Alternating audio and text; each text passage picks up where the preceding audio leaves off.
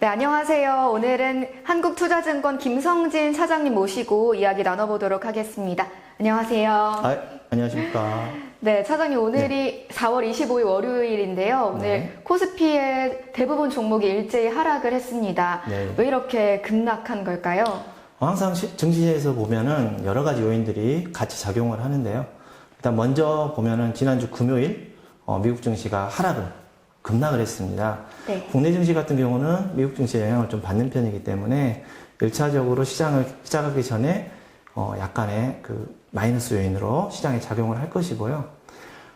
또한 파월 연준 의장이 50bp 이제 금리 인하에 대한 부분을 계속 언급을 했었는데 이번 주말에 75bp 인상을 하겠다 해도 된다라는 쪽으로 스탠스를 좀 바꾼 것 같아요.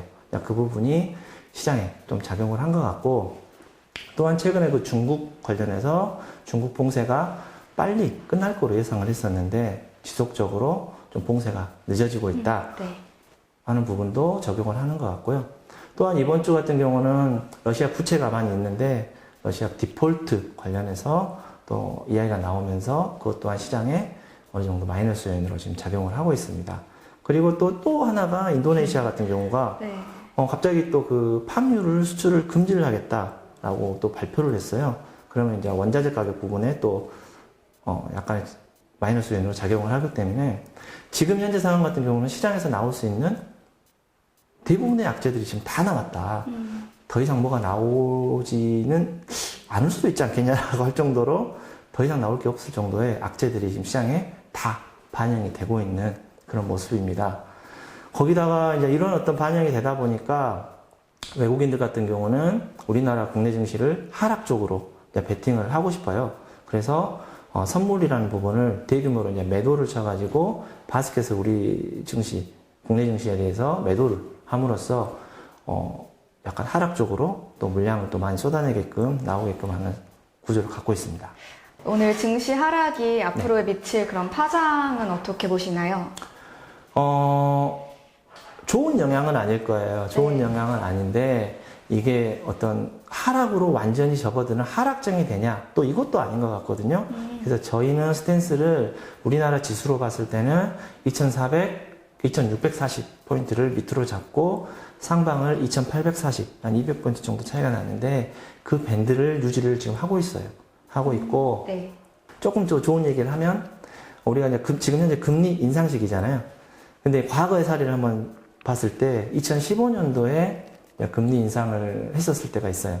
그때 어떤 분위기를 보면 금리 인상을 시작하기 전 그리고 시작하고 한 두세 달 정도는 미국 증시 같은 경우가 바닥을 확인하는 어떤 그런 모습을 보여줬어요. 지금처럼 급락을 하는 모습을 가끔 보여줬었거든요. 근데 그러고 나서 한 짧게는 3개월, 길게는 6개월 정도 지나고 나면 다시 지표가 돌아서는 그런 모습을 보여줬거든요. 그러니까 우리나라 같은 경우는 미국 증시를 따라가는 그런 모습을 보인다고 했을 때 우리도 미국이 만약에 반등을 보여준다라고 하면 우리도 같이 동조화돼서 약간의 반등을 보여줄 수 있는 여지는 남아있다.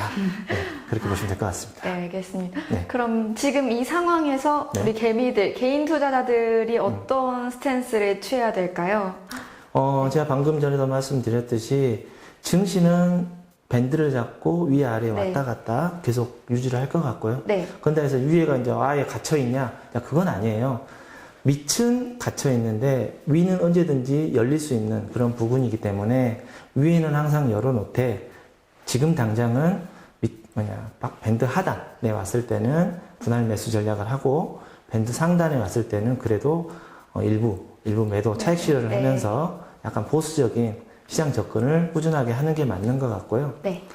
그리고 또 어떤 금리 인상 시기이기 때문에 금리 인상 시기에 가장 수혜주는 역시나 은행하고 보험주입니다. 그래서 은행 보험 업종은 꼭 그 내 포트에 일정 부분은 꼭 담아서 가져가시는 게 맞고, 그리고 요즘에 이제 원가, 인플레이션으로 인해서 원가 상승으로 인해서 어떤 부분들이 있는데 어떤 그 가격이 올랐을 때, 원가가 올랐을 때 그거를 제품 가격으로 바로 이렇게 넘겼을 때 소비자들이 가장 걱정 안 하는 게 먹고 마시는 거에 대해서는 큰 어떤 부담이 없거든요. 그래서 음식료 같은 경우도 원가 부담에서 좀 자유롭기 때문에 그 업종 같은 경우도 좀 관심을 지속적으로 가지면 조금 이 어려운 장세에 슬기롭게 대처할 수 있지 않을까 예상이 됩니다.